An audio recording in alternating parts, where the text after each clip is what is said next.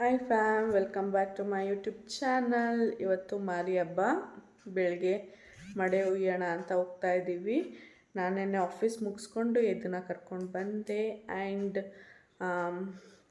ಏನಂದರೆ ಈ ಸಲ ನಾವು ನಾನ್ ವೆಜ್ ಮಾಡ್ತಾಯಿಲ್ಲ. ಏನಕ್ಕೆ ಅಂದರೆ ಇವತ್ತು ಇನ್ನು 20 ಡೇಸ್ ಹೋಮ ಮಾಡಿಸಿದ್ರಲ್ಲ, 21 ಡೇಸ್ ಆಗಲಿ ಅಂತ.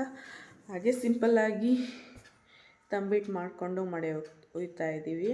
ಆ್ಯಂಡ್ ನಾನು ಸಂಡೇ ವ್ಲಾಗ್ನೂ ಮಾಡ್ಕೊಂಡಿದ್ದೀನಿ, ಆದರೆ ವ್ಲಾಗ್ ಸ್ಟಾರ್ಟ್ ಮಾಡಿದೆ ಮರ್ತ್ಕೊಬಿಟ್ಟಿದ್ದೆ.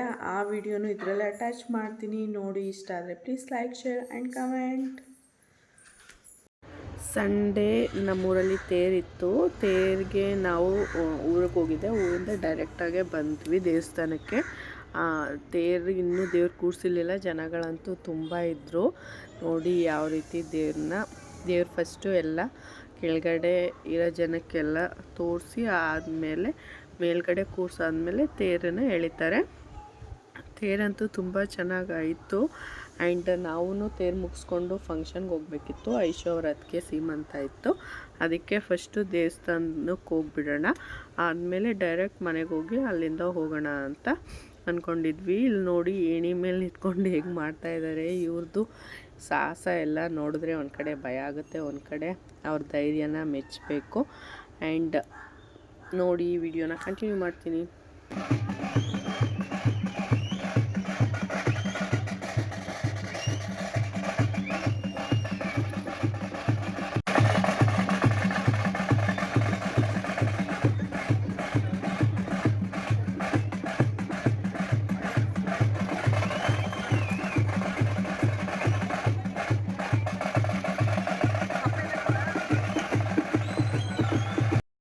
ನಾವು ದೇವಸ್ಥಾನಕ್ಕೆ ಬಂದಮೇಲೆ ಮಮ್ಮಿಯವ್ರಿಗೆ ಫೋನ್ ಮಾಡಿದ್ವಿ ಬನ್ನಿ ಅಂತ. ಅಪ್ಪ ಆಲ್ರೆಡಿ ಬಂದಿದ್ದರು. ಆದಮೇಲೆ ಐಶು, ಮಮ್ಮಿ ಅವರೆಲ್ಲ, ಗುರು ಎಲ್ಲ ಬಂದರು. ದೇವ್ರನ್ನ ಕೂರ್ಸೋದೇ ಸುಮಾರು ಆಲ್ಮೋಸ್ಟ್ 10 ಮಿನಿಟ್ಸ್ 15 ಮಿನಿಟ್ಸ್ ಆಯಿತು. ಏನಕ್ಕೆ ಅಂದರೆ ಅಲ್ಲಿ ನೀಟಾಗಿ ಎಲ್ಲ ಕೂರಿಸಿ ನೀಟಾಗಿ ಕಟ್ಟಬೇಕು, ಇಲ್ಲಾಂದರೆ ತೇರು ಎಳಿಬೇಕಿದ್ರೆ ಬಿದ್ದೋಗುತ್ತೆ. ಅದಕ್ಕೆ ನೀಟಾಗಿ ಕಟ್ಟೋಕ್ಕೆ ಟೈಮ್ ಹಿಡಿತು. ಆ್ಯಂಡ್ ನೆಕ್ಸ್ಟು ಇದನ್ನು ಈ ರೀತಿ ಕಾರ್ತಿ ಎತ್ಕೊಂಡು ಓಡಾಡ್ತಾ ಇದ್ರು.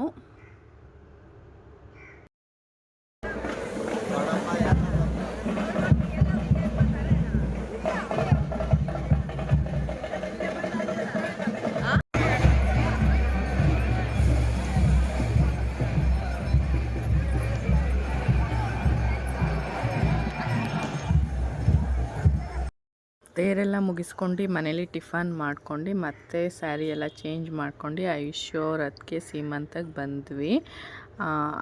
ನಾವು ಬಂದು ಆದಮೇಲೆ ಸುಮಾರು ಹೊತ್ತಾದ್ಮೇಲೆ ಸ್ಟಾರ್ಟ್ ಆಯಿತು. ನಾನು ಪಿಂಕ್ ಕಲರ್ ಸ್ಯಾರಿ ಹಾಕ್ಕೊಂಡಿದ್ದೆ. ಫೋಟೋಸ್ ಏನು ಜಾಸ್ತಿ ತೊಗೊಳ್ಳೋಕ್ಕೆ ಆಗಲಿಲ್ಲ, ಟೈಮ್ ಆಗಿಬಿಟ್ಟಿತ್ತು. ತೇರಿಂದ ಮುಗಿಸ್ಕೊಂಡು ಬರೋಷ್ಟರಲ್ಲಿ ಇದು ಅಲ್ಲೂ ಚಾಕಿ ಬೇಕು ಅಮ್ಮ, ತಗೊಡು ಅಂತ ಹಿಂಸೆ ಮಾಡ್ತಾಯಿದ್ದ. ಇವಾಗ ಜಾಸ್ತಿ ಚಾಕಿ ಬೇಕು ಅಂತ ಅಡಿಕ್ಟ್ ಆಗಿಬಿಟ್ಟಿದ್ದಾನೆ.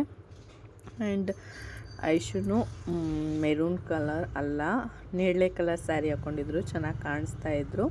ಇವರು ಐಶು ಅವರ ಅದಕ್ಕೆ ಅಣ್ಣನ ಹೆಂಡ್ತಿ, ಅವ್ರ ಸೀಮಂತ ಇತ್ತು, ಅದಕ್ಕೆ ನಾವು ಬಂದಿದ್ವಿ. ಆ್ಯಂಡ್ ನಾವೆಲ್ಲ ಸ್ಟಾರ್ಟಿಂಗ್ಗೆ ಇನ್ನೂ ಫಂಕ್ಷನ್ ಸ್ಟಾರ್ಟ್ ಆಗಿರಲಿಲ್ಲ, ಆವಾಗಲೇ ಫೋಟೋ ತೆಗೆಸ್ಕೊಳ್ಳೋಣ ಅಂತ ತೆಗೆಸ್ಕೊತಾ ಇದ್ವಿ. ಆದಮೇಲೆ ಊಟ ಮಾಡ್ಕೊಂಡು ಹೊರಡ್ಬೋದು ಅಂತ.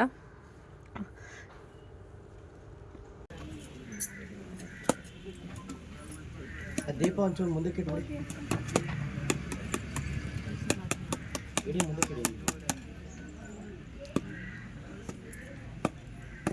ಸರಿಯಾಗಿಡಿ, ಓಡಾಡೋದು ಬಿಡೈತೆ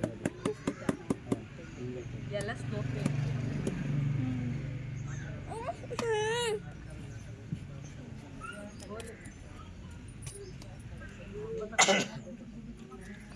ಸರಿ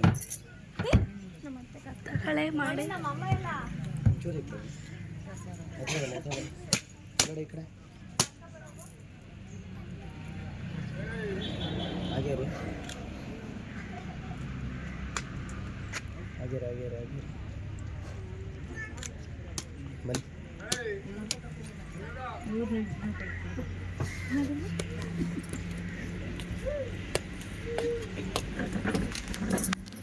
ಇದು ಬಂದು ಮಾರಿ ಹಬ್ಬದ ವ್ಲಾಗ್ನ ಕಂಟಿನ್ಯೂ ಮಾಡ್ತಾ ಇದ್ದೀನಿ. ನಾವು 6 o'clock ಹಂಗೆ ಟೆಂಪಲ್ ಹತ್ರ ಬಂದ್ವಿ. ಅಷ್ಟೆಲ್ಲ ಆಲ್ಮೋಸ್ಟ್ ಬೆಳಕು ಆಗಿತ್ತು. ಅಕ್ಕಿ ತಂದಿದ್ವಲ್ಲ ಅದನ್ನು ವಾಶ್ ಮಾಡ್ಕೋಬೇಕು. ಸುಮಾರು ಎಷ್ಟಲ್ಲಿ ನಮ್ಮ ಮಮ್ಮಿ ತುಂಬ ಸಲ ವಾಶ್ ಮಾಡ್ತಿದ್ರು, ಎಷ್ಟಲ್ಲಿ ಅಂತ ನನಗೆ ಗೊತ್ತಾಗಲಿಲ್ಲ. ಆ್ಯಂಡ್ ಆದಮೇಲೆ ಅಲ್ಲೇ ಒಲೆ ಹಾಕಿರ್ತಾರಲ್ಲ, ಆಲ್ರೆಡಿ ಮಾಡಿ ಮುಗ್ದಿತ್ತು. ಅವ್ರದ್ದು ಒಲೆಯಲ್ಲೇ ಇಟ್ಕೊಂಡ್ವಿ, ಬೇಗನೆ ಆಗುತ್ತೆ. ನಾವು ಫಸ್ಟು ಚಿಕ್ಕ ವಯಸ್ಸಲ್ಲಿದ್ದಾಗ ಮಾಡ್ತಾಯಿದ್ವಿ. ಆದಮೇಲೆ ಮಾರಮ್ಮನ ದೇವಸ್ಥಾನನ ಹೊಡೆದಾಕ್ಬಿಟ್ಟಿದ್ರು ರೋಡ್ ಮಾಡಬೇಕು ಅಂತ. ಈ ಸಲನೇ ಓಪನ್ ಮಾಡಿರೋದು. ಆ್ಯಂಡ್ ಸುಮಾರು ವರ್ಷ ಆದಮೇಲೆ ಈ ಸಲನೇ ಮಾಡಿದ್ದು. ನೋಡಿ ಎಷ್ಟು ಚೆನ್ನಾಗಿ ನಾನು ಐಶು ಬೇಗ ಬೇಗ ಉರಿ ಹಾಕೋಣ ಅಂತ ಬೇಗ ಉರಿ ಹಾಕ್ತಾಯಿದ್ವಿ. ನಮ್ಮ ಮಮ್ಮಿ ನಿಧಾನಕ್ಕೆ ಉರಿ ಹಾಕ್ತಾಯಿತ್ತು. ಆದಮೇಲೆ ಬೈದು ಬೇಗ ಉರಿ ಹಾಕು ಅಂತ. ಚಳಿಗೂ ಚೆನ್ನಾಗಿ ಬೆಚ್ಚಿಗೆ ಚಳಿ ಕಾಯಿಸ್ಕೊಳ್ಳೋಕ್ಕೂ ಆಗ್ತಾಯಿತ್ತು. ಹಾಗೆ ಉರಿ ಹಾಕಿ ಬೇಗ ಒಂದರಲ್ಲಿ ಬೆಲ್ದನ ಒಂದರಲ್ಲಿ ವೈಟ್ ರೈಸ್ ಮಾಡ್ಕೊಂಡು ದೇವಸ್ಥಾನಕ್ಕೆ ಬಂದ್ವಿ. ಅದು ರೆಡಿ ಆದಮೇಲೆ ದೇವ್ರ ಕುಂಕುಮ ಎಲ್ಲ ಇಕ್ಕಿ ಒಂಬಾಳೆ ಸಿಗಿಸ್ಬೇಕು. ಅದಕ್ಕೆ ಕುಂಕುಮ ಮತ್ತು ಒಂಬಾಳೆ ಇಸ್ಕೊಂಡು ಹೋಗೋಣ ಅಂತ ನಾನು ಐಶು ಬಂದ್ವಿ. ಆದರೆ ಅಲ್ಲಿ ಕೊಡೋಕ್ಕೆ ಅವರು ಫುಲ್ಲು ಇಲ್ಲ ಅಂತ ಹೇಳ್ತಾಯಿದ್ರು. ಆದಮೇಲೆ ಹೇಗೋ ಒಳಗಡೆ ಹೋಗಿ ಈಸ್ಕೊಂಡು ಬಂದು ನಾವು ತಂದಿರ್ತೀವಲ್ಲ ಕುಂಕುಮ ಮತ್ತು ಒಂಬಾಳೆನ ಹೀಗೆ ಕಟ್ಟಿರ್ತೀವಲ್ಲ, ಅಡಿಕೆ ಎಲೆ ಎಲ್ಲ ಕಟ್ಟಿರ್ತೀವಿ. ಆದಮೇಲೆ ಅದಕ್ಕೆ ಹಚ್ಚಿ ಇಟ್ಬಿಟ್ಟು ಅದನ್ನು ತಗೊಂಡು ಹೋಗೋದು ಯಾವಾಗ ಅಂದರೆ ಆಫ್ಟರ್ನೂನ್ ಒಂದು 3 o'clock ಹಂಗೆ ತೊಗೊಂಡೋಗ್ಬೇಕು. ಅಲ್ಲಿವರೆಗೂ ಅದು ಅಲ್ಲೇ ಇರುತ್ತೆ. 3 o'clock ಹಂಗೆ ಬಂದು ಅದಕ್ಕೂ ಪೂಜೆ ಎಲ್ಲ ಮಾಡಿ ತೀರ್ಥ ಹಾಕ್ತಾರೆ. ಆದಮೇಲೆ ಮೆರವಣಿಗೆ ಮಾಡ್ಕೊಂಡು ತೊಗೊಂಡು ಬರ್ತಾರೆ. ನಮ್ಮ ಮನೇಲಿ ಯಾರು ತಗೊಂಡು ಬರಲ್ಲ ಹೋಗಿ. ಅದಕ್ಕೆ ನಮ್ಮ ಮನೆ ಪಕ್ಕದವ್ರಿಗೆ ಹೇಳಿದ್ದೀವಿ, ನೋಡೋಣ ಯಾರು ಮಾಡ್ತಾರೆ ಅಂತ ನೋಡಬೇಕು ಆಮೇಲಿಂದ.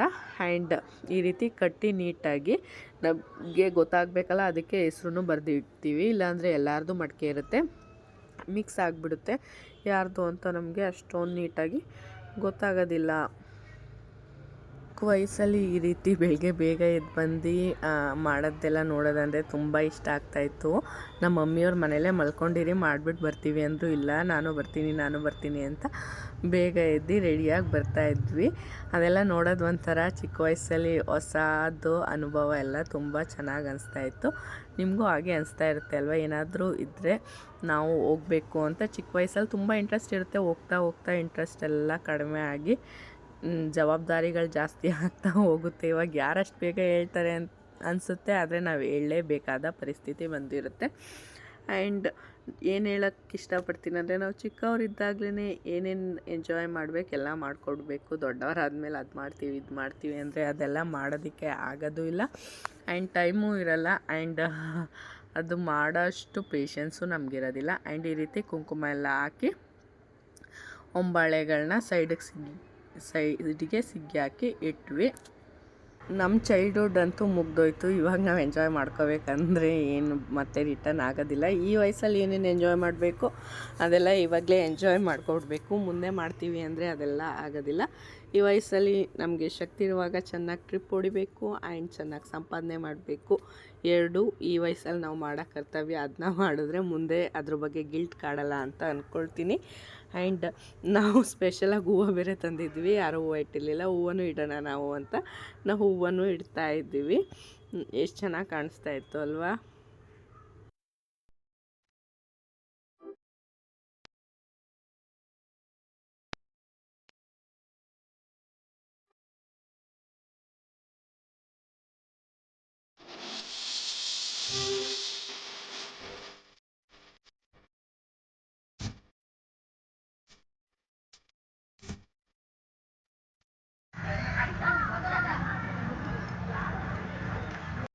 ಆ್ಯಂಡ್ ಅದು ಮುಗಿಸ್ಕೊಂಡು ಯಮಧರ್ಮಂಗೂ ಅಭಿಷೇಕ ಮಾಡ್ತಾ ಇರ್ತಾರೆ. ಇವತ್ತೇ ಲಾಸ್ಟ್ ಯಮಧರ್ಮ ಇರೋದು. ಅಭಿಷೇಕ ಮಾಡಿ ಕುಂಕುಮಾರ್ಚನೆ ಮಾಡಿ ದೇವ್ರನ್ನ ನರಸೀಪುರಕ್ಕೆ ಕಳಿಸ್ತಾರೆ. ಅದಕ್ಕೆ ಅದು ಮುಗಿಸ್ಕೊಂಡು ನಾವು ಡೈರೆಕ್ಟ್ ಯಮಧರ್ಮಂದು ದರ್ಶನ ಮಾಡ್ಕೊಂಡು ಹೋಗೋಣ ಅಂತ ಬಂದ್ವಿ. ಅಭಿಷೇಕ ಮಾಡಿಸ್ತಾಯಿದ್ರು. ಒಂದು ಸ್ವಲ್ಪ ಹೊತ್ತು ಅಲ್ಲೂ ಕೂತ್ಕೊಂಡು ಆದಮೇಲೆ ದೇವ್ರನ್ನ ಚೆನ್ನಾಗಿ ನೋಡ್ಕೊಂಡು ನಾವು ಮನೆಗೆ ರಿಟರ್ನ್ ಆದ್ವಿ.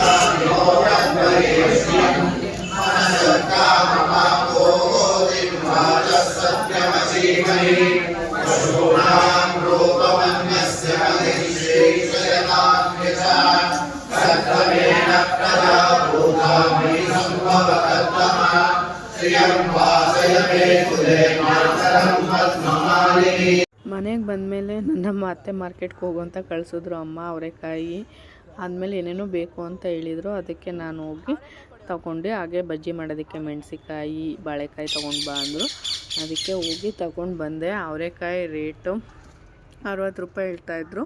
ಅವ್ರು ಎಷ್ಟು ಬೇಕು ಅಂದರು, 1 kg ಬೇಕು ಅಂತ ತೊಗೊಂಡು ನಾನೇ ಬಂದೆ. ಬಜ್ಜಿ ಮೆಣಸಿಕಾಯಿ ಇಲ್ಲವ ಅಷ್ಟು.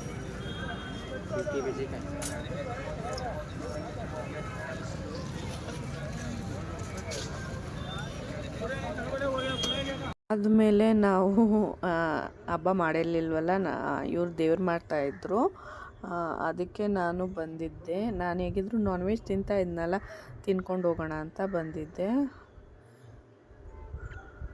ಆ್ಯಂಡ್ ಇದು ಮಧ್ಯಾಹ್ನ ಮಳೆ ಎಲ್ಲ ಎತ್ಕೊಂಡು ಹೋಗ್ಬೇಕಾದ್ರೆ ನಾವು ಬಂದಿದ್ವಿ. ಆವಾಗ ಒಂದು ವಿಡಿಯೋ ತೊಗೊಂಡಿದ್ದೆ ಅಷ್ಟೇ. ಮನೇಲಿ ನೋಡಿ ಅದು ಇಷ್ಟ ಏನು ಹೇಳಿದ್ರು ಕೇಳೋದಿಲ್ಲ, ಅದಕ್ಕೆ ಅವ್ನ ಮಾವ ರೇಗ್ತಾ ಇದ್ರು, ಅದನ್ನ ವಿಡಿಯೋ ಮಾಡ್ಕೊಳ್ತಿದ್ದೆ. ಹೇಳಿದ ಮಾತು ಒಂಚೂರು ಕೇಳಲ್ಲ ಅದು.